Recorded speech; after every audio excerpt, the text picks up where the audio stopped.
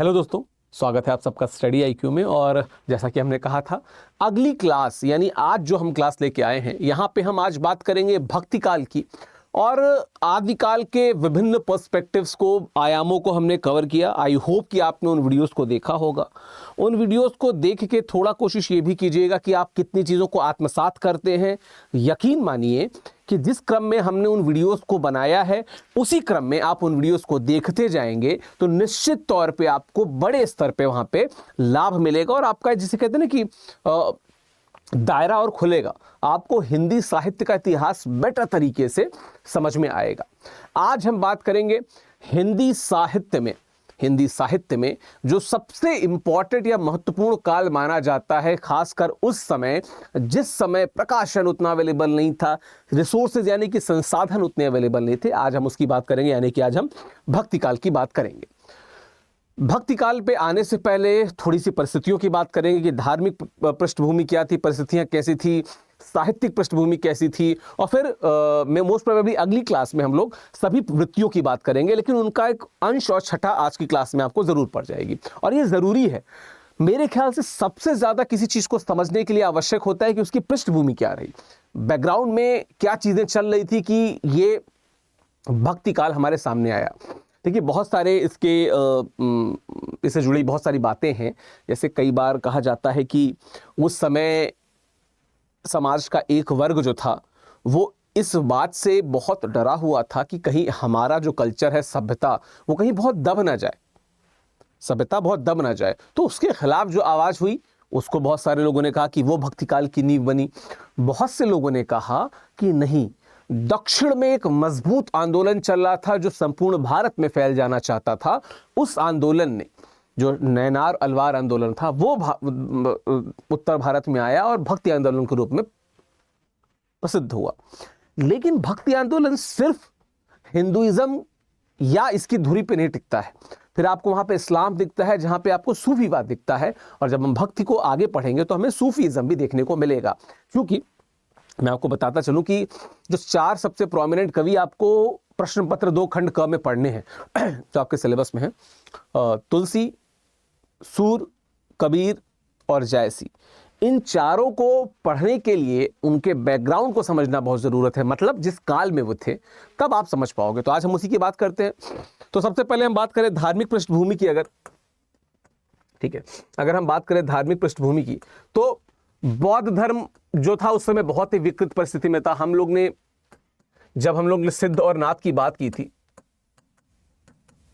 या जब हम लोग ने इसी के रिलेटिव वज्रयान की बात की थी, तो वज्रयान जब वहां पे तंत्र मंत्र बहुत शुरू हो चुका था, तांत्रिक कल्ट जो था वो शुरू हो चुका था। वास्तविकता में जिन कारणों से बुद्ध धर्म का उदय हुआ था, वो सभी कारण गौण हो गए थे। और तंत्र मंत्र और इस प्रकार की जो शो ऑफ वाली चीजें थी, ठीक है, जहां पे आप भोग मूलक साधना की तरफ आगे बढ़ते हो, इस प्रकार की चीजें जो थी वो ज्यादा आपको देखने को मिलती हैं। ठीक है, वैष्णव धर्म की जो स्थिति थी परंपरागत थी। खैर, जब मैं आपको अलवार नैनार बताता हूं तो आप समझो कि जो अलवार हैं वो कौन है और नैनार कौन है। तो जो शैव यानी जो शिव को मानते थे वो नैनार हुए, जो विष्णु को मानते थे वो अलवार हुए। शैव और वैष्णव के अलावा एक और शाखा है, वो है शाक्त।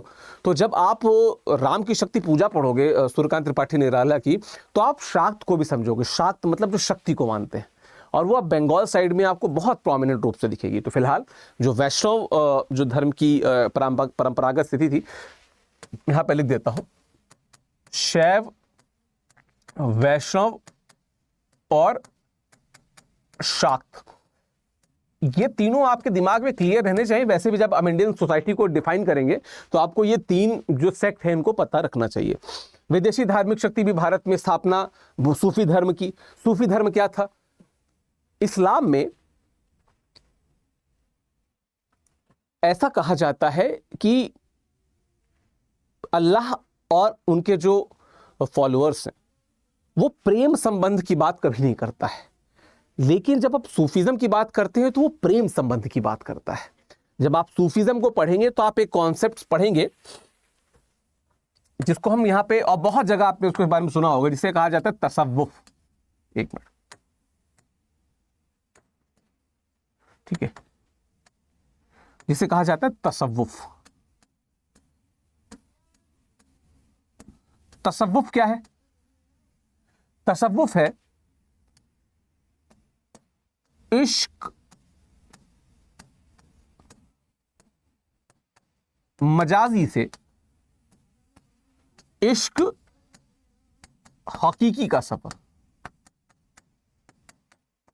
ठीक है, इश्क मजाजी से इश्क हकीकी का सफर ये क्या है कि किसी व्यक्ति को इतना प्यार करो कि तुमको ईश्वर से प्यार हो जाए, या किसी व्यक्ति के प्यार में इतना उतर जाओ कि तुम्हें ईश्वर के दर्शन हो जाए।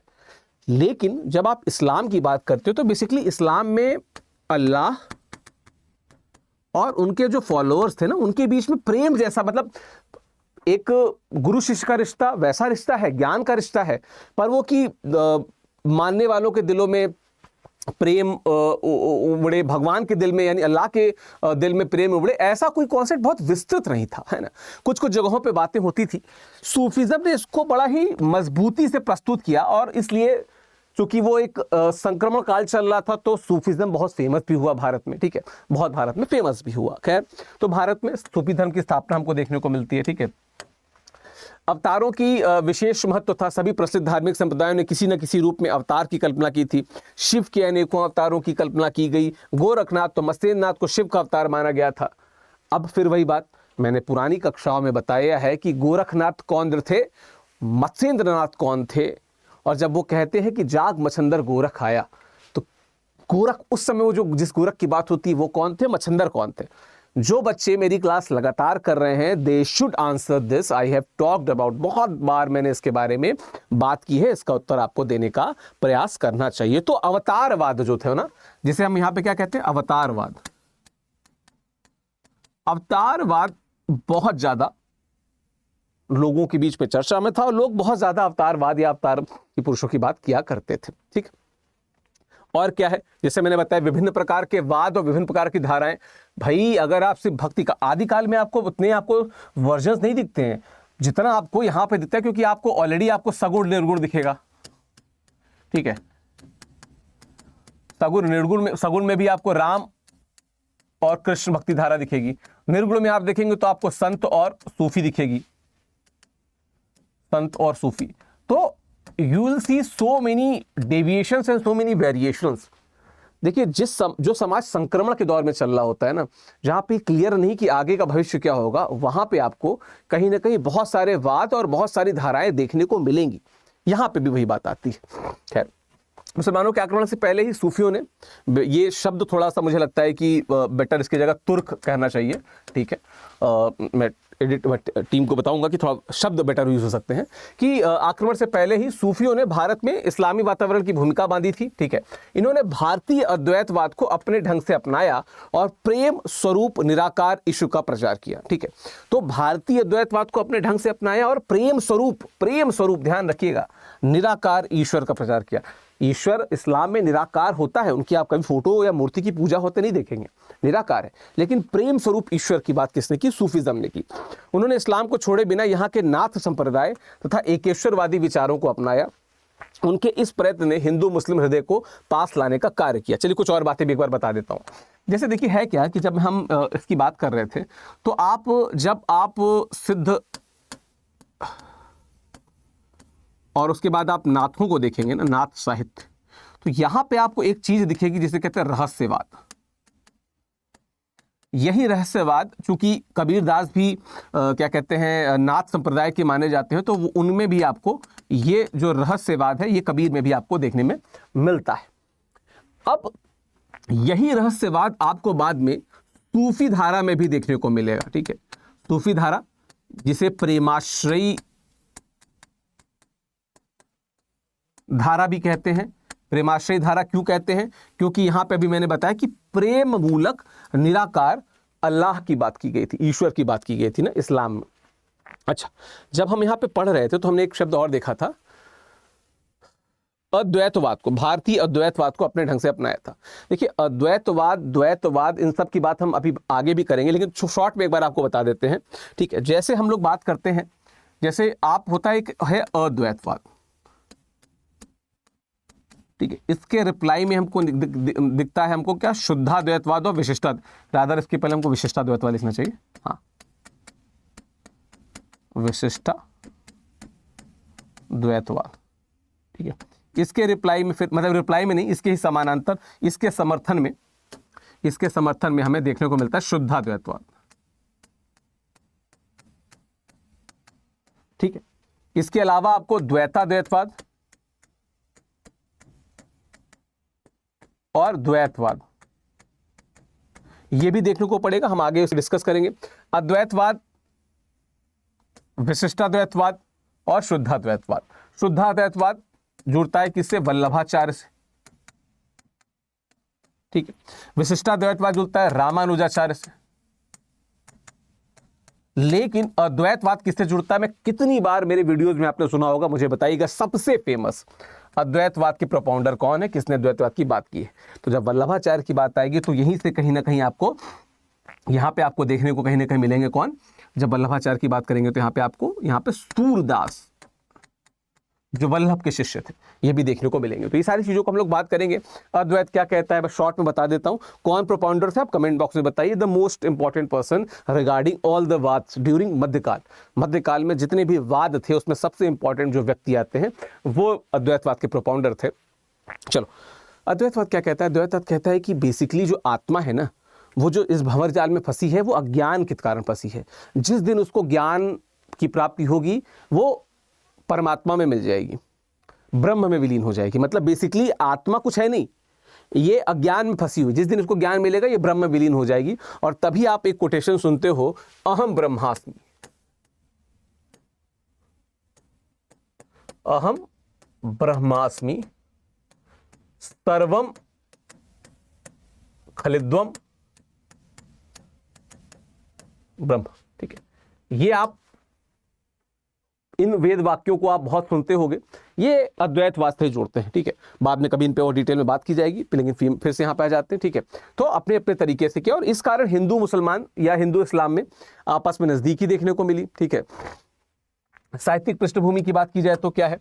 मध्यकालीन हिंदुओं का उच्च वर्ग संस्कृत में साहित्य रचना करना चाहता था। जो मध्यकालीन लोग जो ये थे हिंदुओं का उच्च वर्ग संस्कृत में साहित्य की रचना करना चाहता था। और देखिए, संस्कृत के बाद लौकिक संस्कृति आई, फिर आपको उसके बाद पाली, फिर प्राकृत, फिर अपभ्रंश, फिर अवहट्ट, फिर पुरानी हिंदी। उसके बावजूद गो बैक टू वेदास, मतलब पीछे जाके संस्कृत में रचना करना चाह रहे थे। एक तो ये बात। ठीक है, दूसरा, मुगलों द्वारा फारसी को राजकाज की भाषा के रूप में स्वीकारा गया था। ठीक है, तो फारसी जो थी वो राजकाज के भाषा में, तो साहित्यिक पृष्ठभूमि है कि पीछे साहित्य किस प्रकार से चल रहा था ये हम समझ रहे हैं। ठीक है, विदेशियों ने तत्कालीन भाषा हिंदवी सीखना प्रारंभ कर दिया था। हिंदवी की जब बात होती है तो निश्चित तौर पर इसका नाम आएगा अमीर खुसरो, बहुत बड़ा रोल था इनका। ठीक है, और इनके समकालीन जो बाकी लोग थे उनका बहुत बड़ा रोल था। ठीक है, तुर्क अफगान शासकों ने ज्योतिष, ठीक है, ज्योतिष, चिकित्सा, धर्म और इतिहास आदि से संबंधित अनेक संस्कृत ग्रंथों के अनुवाद फारसी भाषा में कराए। अनेक ग्रंथों के अनुवाद फारसी भाषा में कराए और उन्होंने समझा कि भाई संस्कृति को समझा तो जाए। ये जो इतनी सारी अच्छी अच्छी शानदार किताबें लिखी हुई हैं, भारत की जो इतिहास रहा, भारत में जो इतनी ऐतिहासिक किताबें रहीं, औदात, बहुत महंगी किताबें, महात्म से भरी किताबें, उनको इन्होंने ट्रांसलेट कराया और उसके बाद इनको पढ़ने की कोशिश की। ठीक, मुगल मुस्लिम जो राजा थे उनके प्रोत्साहन के बावजूद संस्कृत और फारसी के समान हिंदी को आदर नहीं मिल सका। तो संस्कृत जो थी, आप तुलसीदास की बात कीजिए, तुलसीदास ने यूं तो अवधि में लिखा रामचरितमानस, पर वो संस्कृत के ही विद्वान थे। ये उन्होंने ब्रज भाषा में भी कवितावली लिखी हुई है। तो तुलसीदास जैसे लोग जो थे वही बाकी चीज़ों पे डील भी कर पा रहे थे, वरना संस्कृत का ही ज़्यादा जिसे कहते हैं कि झुकाव था। ठीक, ब्रज भाषा को वार्ताओं और टीकाओं में पद्य के रूप में प्रयोग किया जाता था। कवितावली बहुत अच्छा इसका उदाहरण है, कवितावली हो गया। ठीक है, या अगर आप सूरदास की बात करें तो भ्रमर गीत। ठीक है, ये सभी जो हैं ये ब्रज भाषा में है। इवन रसखान की बात कर लें तो मानुस हो तो कहीं वही रसखान, बसो निज नंद की धेनु मंझारन, तो वो सारी चीज़ें। भक्ति, वात्सल्य, श्रृंगार, दास भाव की रचनाएं ही अधिक लिखी गई, निश्चित तौर पे लिखी जाएंगी। समाज ऐसा था, लोग जो थे ना, लोग कहीं, जो लोग बहुत दबे कुचले थे वो चाहते थे हमारा उद्धार हो जाए, भक्ति आएगी। जिनको लगता था कि हमारा जो संप्रदाय है इस पर कोई असर ना पड़े, हमारे जो मानने वाली चीज़ें हैं उस पर कुछ असर ना पड़े, दबाव ना पड़े, कोई दबा ना दे, कोई छीन ना ले, हमको पूजा करने से कोई रोक ना दे, तो भक्ति बढ़ा।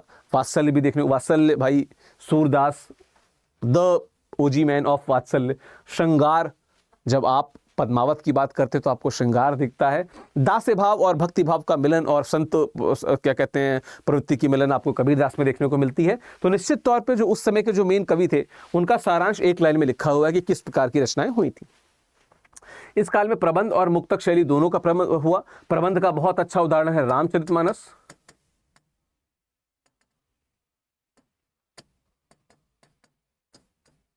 ठीक है, और मुक्तक का बहुत अच्छा उदाहरण है बीजक, ठीक है। रामचरितमानस तुलसीदास की, बीजक यानी साकेत समद्रवेनी का जिसमें कलेक्शन है, जिसमें से 100 साखियां जो हैं गुरुदेव को अंग, सुमेरा को अंग, विरह को अंग आपके यूपीएससी के सिलेबस में भी हैं बाई कबीरदास जी, ठीक है। इस काल में प्रबंध और मुक्तक हो गया। ब्रज, अवधि तथा मिश्रित सदुक्कड़ी भाषा का प्रयोग, सदुक्कड़ी भाषा बीजक यानी कि कबीरदास के साथ, अवधि और ब्रज दोनों का प्रयोग तुलसीदास ने भी किया है, लेकिन ब्रज को ज्यादा फेमस सूरदास की जो भ्रमर गीत है आपको या रसखान द्वारा आपको उसका ज्यादा फेम देखने को मिलेगा, ठीक है। स्वांत सुखाय या फिर लोक कल्याण की भावना से प्रेरित होकर साहित्य की रचना की। अब आप कबीरदास की बात कर लीजिए। कबीरदास वो हर चीज को डिनाई भी करते हैं, लेकिन समाज को वो उपदेश भी देते हैं। हो जा लोक कल्याण की बात आती है, लेकिन कुछ लोगों ने जैसे सूरदास ने स्वांत सुखाय अपने सुख के लिए जो उन्होंने वात्सल्य महसूस किया वो लिख दिया, ठीक है। मैया मैं तो नंद खिलौना चंद खिलौना ले हूं, ठीक है। फिर उसे साहित्य की रचना की गई। संतन को कहां सीकरी सो काम कहकर दरबारी काव्य लिखने से इनकार कर दिया गया। ये वही वाली बात है कि कोई भी संत हो राजा के दरबार में उसका क्या काम है, आपका काम क्या है, या तो अपने प्रसन्नता के लिखी लिए, समाज की भलाई के लिए लिखिए। और इसका बड़ा है कि वो जाते बोरी चप्पल टूटी वाली बात होती है ना, कि जाते जाते हमारा वो नुकसान भी हो जाता है, हमारा कोई फायदा भी नहीं होता है। तो ये आप देखेंगे जब आप केशवदास को पढ़ेंगे तो और समझेंगे उसको।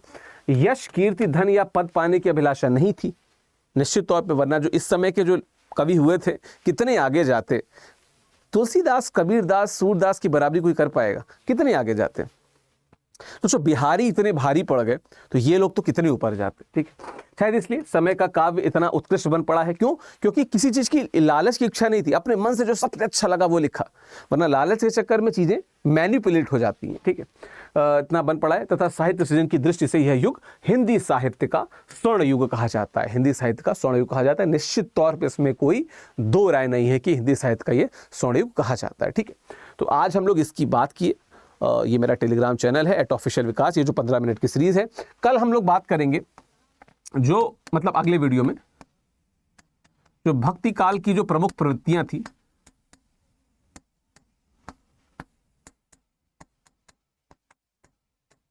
इसकी हम लोग कल बात करेंगे। और फिर हम लोग जो इसके विभिन्न सेक्शंस हुए, फ्रैक्शंस हुए, जहां पे हम लोग सगुण निर्गुण और बाकी चीज़ों की बात करेंगे, और इसी पे हम लोग आगे बात करेंगे। बाकी ये टेलीग्राम चैनल है। आप हिंदी साहित्य वैकल्पिक विषय से जुड़ना चाहते हैं तो आप कभी भी studyIQ.com विजिट करके विकास लाइव कोड का प्रयोग, जो विकास लिखा हुआ है इसके आगे बस बिना स्पेस के LIVE इस कोड का इस्तेमाल करेंगे तो आपको मैक्सिमम डिस्काउंट मिल जाएगा उसमें। बाकी स्कैन करके आप हमारे टेलीग्राम चैनल से भी जुड़ सकते हैं। अगर आपको कोई डाउट हो तो आप मेरी ईमेल आईडी, मैं आपको ईमेल आईडी दे रहा हूँ, इस ईमेल आईडी पे आप मेरे को मैसेज कर दीजिएगा, मेल कर सकते हैं vikas.singh@studyiq.com, आप यहाँ पे मुझे मेल कर सकते हैं, ठीक है। बाकी आपका दिन शुभ हो, all the very best, thank you. खूब मन से पढ़ाई कीजिए, शुक्रिया।